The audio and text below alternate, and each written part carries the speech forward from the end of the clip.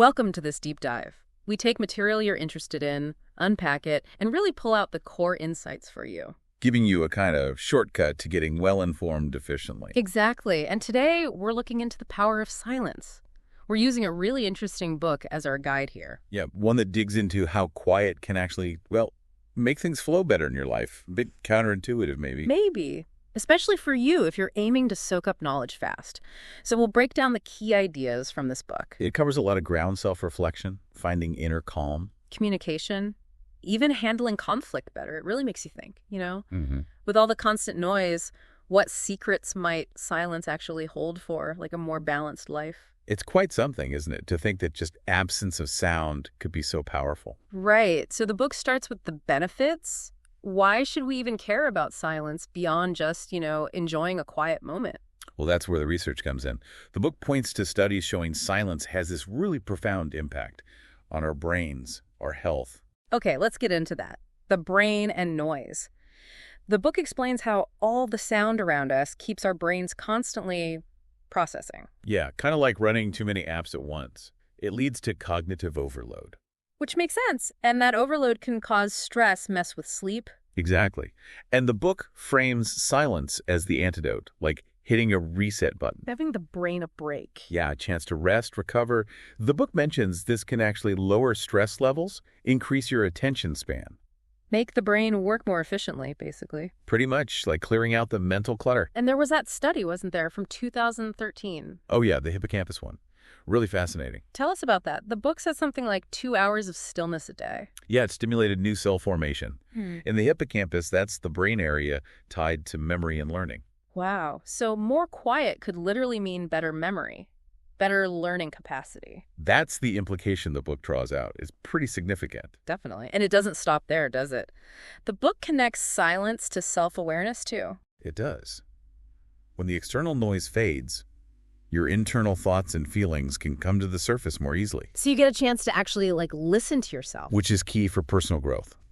And creativity as well. How so? Well, when your mind isn't bombarded, it can wander freely, make those unexpected connections. Ah, okay. Like giving your imagination space to play. Exactly. So finding silence in our noisy world is a challenge. The book acknowledges that. But it frames it as this really potent wellness tool, worth the effort. Absolutely. It's not just emptiness. It's productive. So, okay, we get the why. Silence is good for us. But the big question is how. How do you find stillness when everything's so loud and busy? Right. It can feel almost impossible sometimes. But the book offers some really down-to-earth strategies. Not asking you to become a hermit or anything. No, not at all. It emphasizes integrating small pockets of silence, starting small. Like how small? Even just 5 minutes a day. Yeah. Maybe first thing in the morning or last thing at night. The key is making it a regular thing. 5 minutes. That feels doable. I like that. And another idea is creating a dedicated quiet space at home. Like a little sanctuary. Sort of. A spot just for solitude, reflection. A physical cue that it's quiet time. That makes sense. And what about when you can't control the external noise? That's where mindfulness comes in. The book talks about focusing on the present, your breath, what you feel physically. Ah, so cultivating internal quiet, even if it's not totally silent around you. Exactly. Learning to let those distracting thoughts just pass by without getting hooked. Okay. And the book also suggests weaving silence into things you already do. Yeah, like trying a silent meal sometimes, or a quiet walk, no headphones. Or just switching the radio off in the car. Small things. Small intentional acts, they add up. It's about actively choosing stillness, not just passively putting up with noise. Shifting the mindset. Seeing quiet as a resource. Precisely. Okay, let's go a bit deeper. The book talks about inner peace. How does silence actually help cultivate that? Because honestly, inner peace can feel like a pretty lofty goal. It can, yeah. The book clarifies it's not just about external quiet, though that helps. It's more about quieting the internal noise. The mental chatter, all the worries and thoughts spinning around. Exactly that. Silence provides a break from that constant mental churn. It lets you focus on the present moment. And just being present helps reduce stress and anxiety, right? Significantly. Those are often the biggest roadblocks to feeling peaceful. Silence creates space. And this links back to mindfulness again, I suppose. Absolutely. In the quiet, you become more aware of your thoughts and feelings. But the key the book stresses is observing them without judgment. Not getting swept away by them. Right. You become more of a neutral observer of your own mind. That awareness fosters contentment. I see. And does it help with understanding yourself better, too? Definitely. The book argues that in silence, you can connect more deeply with your own needs, your values, what really matters to you, And knowing yourself better leads to living more authentically. which is fundamental for lasting inner peace, making choices aligned with who you are. Okay, so silence isn't just about calm, it's also a tool. The book frames it as something for active self-reflection. Yeah, moving beyond just peace and using quiet to really explore your inner world. How does that work? Just sitting quietly makes you reflect. Well, when you cut out the external distractions, your mind naturally starts to wander. But it can also bring up things you might normally push aside Like hidden thoughts or old memories. or feelings you haven't fully processed. Yeah. Silence strips away the daily noise, creating space to confront what's underneath. So you can observe your own thought patterns, your beliefs, maybe question them. Exactly. Observe your inner dialogue, your values, your life choices more critically. The book mentions this might be uncomfortable sometimes. It can be, for sure. Facing yourself honestly isn't always easy. Yeah. But the book argues it's necessary for growth. So what are the payoffs of that potentially uncomfortable reflection? Deeper self-understanding, challenging your own assumptions, confronting fears maybe, analyzing why you do what you do. Thinking about the future, too. Your Right. motivations. All of that. It's a space for deep self-inquiry. And it fosters patience, too, Patience, how? by learning to just sit with your thoughts and feelings, even the difficult ones, without needing to react instantly. That builds emotional intelligence. Ah, okay. So it's about your relationship with your thoughts, not just the thoughts themselves. Precisely. The book calls silence a mirror, reflecting your inner workings, facilitating real self-awareness. That's a powerful image. A mirror.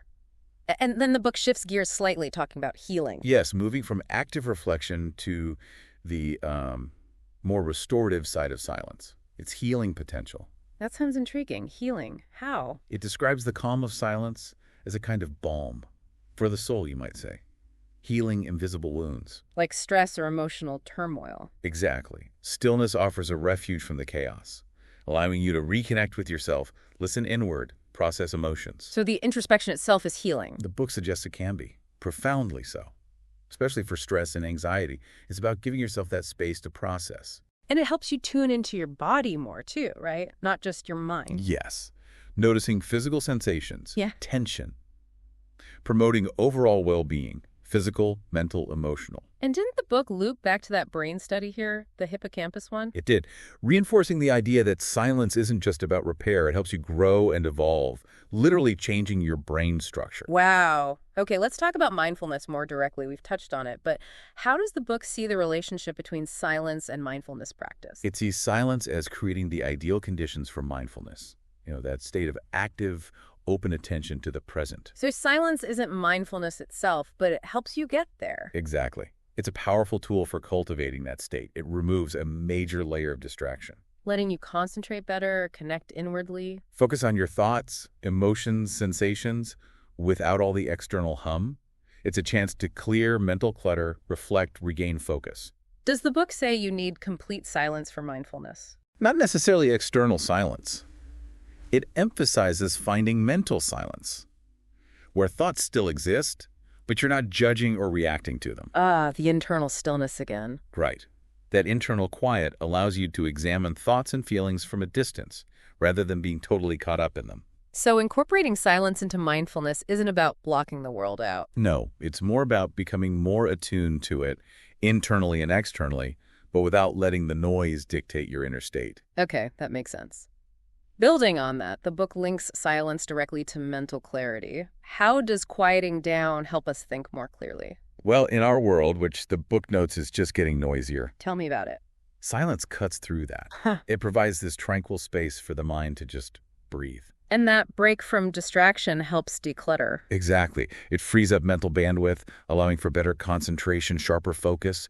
This is especially helpful when you're tackling complex problems or dealing with emotional stress. So quiet can help you see things from a different angle, maybe a clearer one. Often, yes. It encourages deeper thinking, introspection, pondering bigger questions about life, your place in it. Leading to more self-awareness, maybe even moments of enlightenment. That's the idea. It can foster innovative thinking, too. New solutions might surface when the mental noise dies down. But it takes practice, right?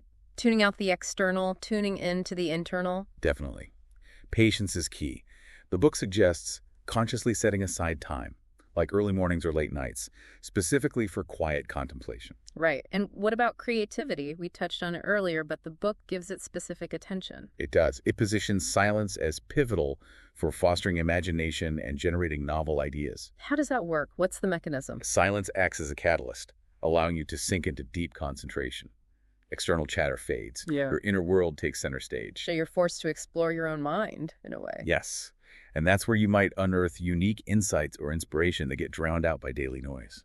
Your focus sharpens. Your imagination roams freely. Making creativity feel more natural, less forced. Exactly.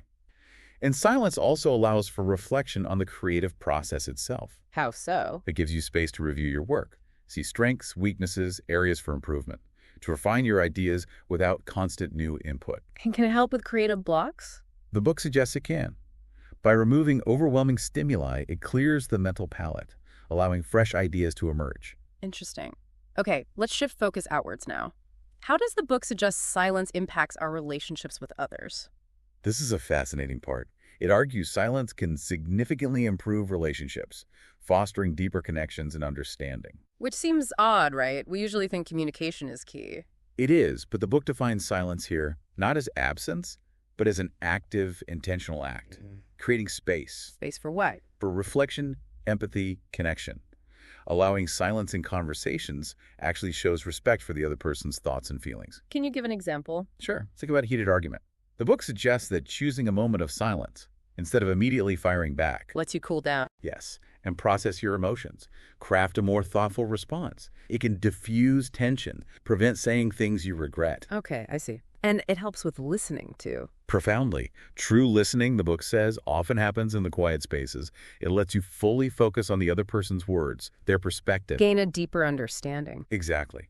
And sometimes just sharing a comfortable silence can strengthen a bond more than words can. Yeah. It shows a level of ease and understanding. But there's a balance, right? Too much silence could seem like disinterest. Absolutely. The book cautions against that. It's about balancing silence with active engagement and open communication. That's where the real power lies. Which leads nicely into the next point, active listening. The book calls this a wonderful talent. It really is. And it's more than just being quiet while someone else talks. What does it involve, then? Being fully present, fully engaged, trying to understand the speaker's viewpoint, not just the words, but the meaning behind them. Noticing body language, responding appropriately. So it's an active participation. Yes, like a two-way street. You're not just passively receiving, you're giving back through your attention, your responses, even your focused silence. It shows respect. Does it mean you have to agree with them? Not at all. It just means being open to their perspective, willing to have a meaningful conversation, even if you see things differently. The book emphasizes its power in bridging gaps, resolving conflicts. And fostering deeper understanding generally. It takes practice, patience, and genuine interest in others, but the payoff is huge. Okay, so active listening helps relationships. How does silence contribute more broadly to our emotional well-being? Well, similar to how it fosters inner peace, silence gives us space for introspection about our emotions. Leading to better understanding, emotional clarity. Precisely. When you sit quietly with your feelings, you start to understand them better, what triggers them, how they feel in your body. And does it help manage difficult emotions? The book argues yes, primarily by reducing stress. Constant internal and external chatter can be really stressful. Silence offers relief. It gives your mind time to process feelings rather than just react. And it connects back to mindfulness again. Yes, fostering presence. Being present with your emotions without judgment generally increases contentment and happiness. But the book warns against confusing this with, avoidance, right? Crucial point. This isn't about isolating yourself or running away from problems. It's about proactively choosing to sit with your thoughts and emotions, to understand them better, not escape them. Right. It's an engagement, not a withdrawal. Okay, what about the spiritual dimension? Does the book connect silence to spiritual growth? It does. It positions silence as a kind of sanctuary, especially in our loud world. A space to turn inward and connect with your spiritual self, however you define that. So again, it's about deliberately quieting the mind. Quieting the mind and heart, seeking tranquility. Consciously choosing silence creates space for introspection on your spiritual beliefs and values. Which helps you understand them better. Yes, deepening that understanding is a key part of spiritual development for many. And again, mindfulness plays a role. How so? Increased awareness of thoughts, feelings, the present moment, these are central to many spiritual practices, and silence cultivates that awareness. And the result is greater peace. Peace, serenity, a sense of connection, maybe oneness. Lowering stress through silence definitely contributes to overall spiritual well-being. Let's focus specifically on that stress reduction aspect. The book really hammers this home, doesn't it? It does, because it's such a relevant issue today. External noise constantly triggers our stress responses. Silence is presented as the direct antidote, a soothing balm. Are there studies mentioned on this? Yes, the book references research suggesting silence directly impacts stress markers in the brain. This can lead to tangible benefits. Like lower blood pressure, better sleep. Exactly. Even a stronger immune system. It works by letting the brain relax, reducing sensory overload. And does the self-reflection part help with stress too? Definitely. When silence allows your mind to wander, reflect, understand your emotions and reactions to stress. You can develop more effective coping strategies. Precisely. Embracing silence, the book suggests, means consciously reducing the hustle, taking moments for mental breaks and introspection. Okay, so it helps us de-stress, but can it actually make us more productive? Seems counterintuitive again. It does. But the book makes a strong case. Silence provides the mental space needed for focused thinking and uninterrupted workflow. How? By cutting out distractions. That's a big part of it. Notifications, calls, emails, background chatter. But it's more than just the absence of noise. Silence creates a mental sanctuary. A space for deep work. Exactly. That state of intense focus where you can tackle complex tasks effectively. Silence reduces the cognitive load, freeing up resources for concentration. Breakthroughs often happen in quiet. So how do you harness this? Any tips from the book? Establishing routines helps. Silent mornings, maybe using noise-canceling headphones. Finding or creating a quiet workspace. Intentionally carving out that focus time. Makes sense. And what about sleep? Does silence impact how well we sleep? Hugely significant connection there. The book emphasizes how crucial good sleep is and how silence helps achieve it. Noisy environments obviously make it hard to fall asleep. And even once you are asleep, your brain keeps processing sounds. This disrupts your sleep cycle, making it less restorative. So a quiet environment helps the brain rest more deeply. Yes, it reduces the brain's workload during sleep, leading to deeper, more restful sleep. Even just a few minutes of stillness before bed can help. How? By lowering blood pressure, pulse rate, anxiety, stress levels, making it physically easier to drift off and stay asleep. Is there anything about hormones, like melatonin? Yes. The book mentions the positive effect on melatonin, the sleep hormone. It cites research suggesting noise exposure before bed can reduce melatonin levels, Potentially leading to insomnia. while quiet helps preserve its natural production, supporting healthier sleep patterns. Okay, interesting. Now, what about intuition? Can silence actually help us tap into our gut feelings? The book argues strongly that it can. Silence acts as a catalyst for heightening intuition, that deeper, innate way of knowing or understanding things. How does quiet help intuition surface? Quiet moments provide the necessary space. Intuition is often described as that gut feeling, right? It's part of our cognitive toolkit, but it often resides in the subconscious. And gets drowned out by daily noise. Exactly. The book stresses that embracing silence isn't just about tuning out external noise, but also clearing the mind of preconceptions, biases, judgments. Creating openness. Yes, in that openness, you're more receptive to those subtle, intuitive messages. You might become more attuned to bodily signals that tell you if something feels right or wrong. So silence enhances intuition, making it a tool for... Decision-making, problem-solving, deeper self-understanding. It provides a channel for subconscious thoughts and feelings to reach conscious awareness. That's quite profound. Let's broaden out again to physical health. We've touched on stress and sleep, but are there other physical benefits? Yes. The book highlights significant improvements from regular periods of silence, whether through meditation, mindfulness, or just quiet breaks. Mainly through stress reduction. That's a major pathway. Yeah. Constant noise keeps the body in a low-level stress response, elevated blood pressure, heart rate, cortisol. Silence counteracts that. Allowing the body to unwind and regenerate. Exactly, leading to lower blood pressure, slower heart rate, decreased cortisol over time. And remember the hippocampus research. The cell growth. Yes, 2 hours of stillness contributing to new cell formation. memory, emotion, learning. Silence helps your brain grow and develop. And the immune system. Stress reduction boosts immunity. Less stress means less inflammation, improved immune function. Your body is better able to heal and fight disease. Well, the benefits are really quite physical and concrete. Very much so. Now, the book also talks about solitude, which sometimes gets a bad rap, right? Confused with loneliness. It does. But the book draws a clear distinction.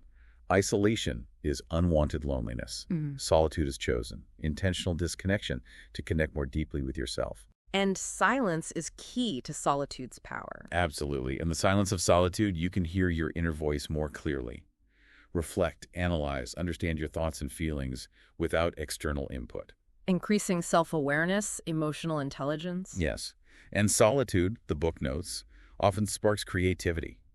Free from distractions and outside influences, your mind can generate innovative ideas. Many artists and thinkers value that alone time, don't they? They do. They see it as fertile ground for creativity. Solitude, embraced through silence, is powerful. Thinking about all these benefits, the book seems to position silence as a form of self-care. Definitely. In our busy, noisy lives, it's presented as an essential tool for rejuvenation and mental peace. Not a luxury, but a necessity. A way to get respite from the constant information overload. Exactly. It aids stress reduction, improves well-being. The effect on the brain relaxation, lower stress hormones, is actively promoting healing and restoration. And it provides that chance for reflection we talked about.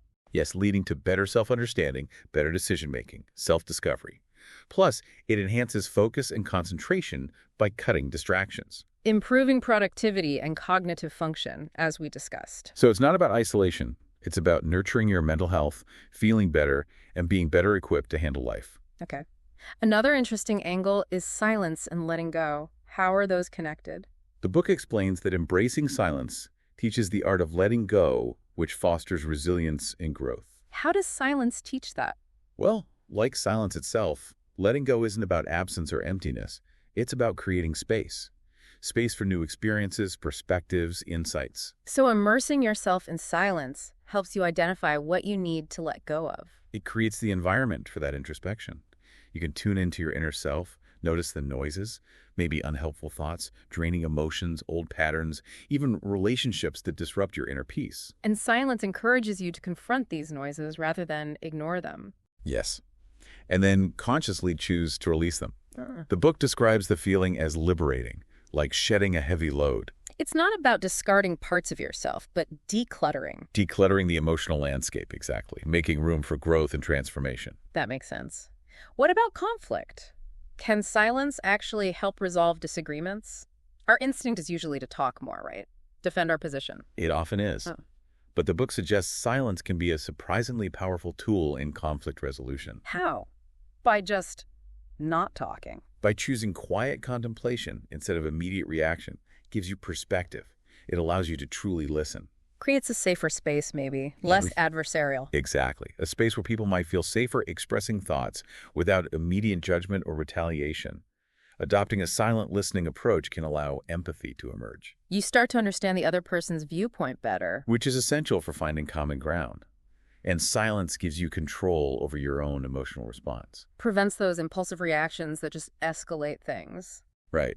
It provides that crucial pause to cool down, think, and respond thoughtfully rather than defensively. So, counterintuitively, silence can enhance communication in conflicts.